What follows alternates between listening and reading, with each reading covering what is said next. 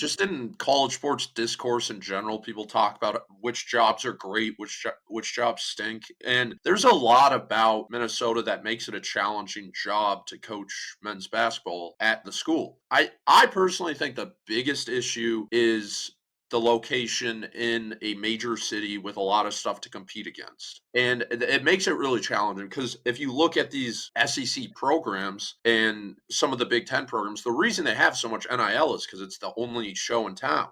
And these alumni and boosters, it's real easy to invest in a program that everyone's focused on. Everyone's going to love SEC football, SEC basketball because it's the only thing in those cities, and it's a true college town. Minnesota's not a college town, which makes it a hard job. With that being said, there's plenty of other programs that aren't in college towns that have great success in college basketball.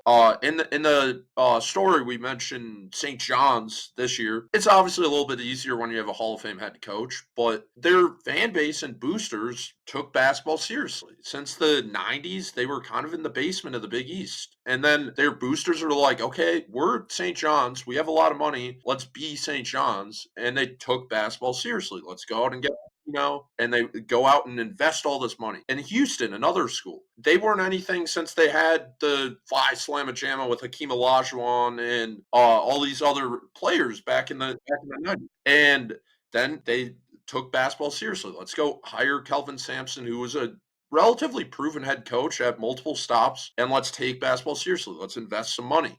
Minnesota in the 90s, they were a good program with Clem Haskins. They made the Final Four. They were routinely in the tournament. And there are plenty of Gophers basketball fans that want to relive those days. And that's what they need to do. They need to take basketball seriously. They haven't been doing that for the past 2 decades. And if they want to be a consistent program, that's what they have to do. And I think that's what makes the job challenging, but also what makes it a good job because it's a sleeping giant, so to speak, that it has the potential to get back to that level. But there's so many people that point out everything that's wrong with it, which is a big reason why they've struggled the last 2 decades.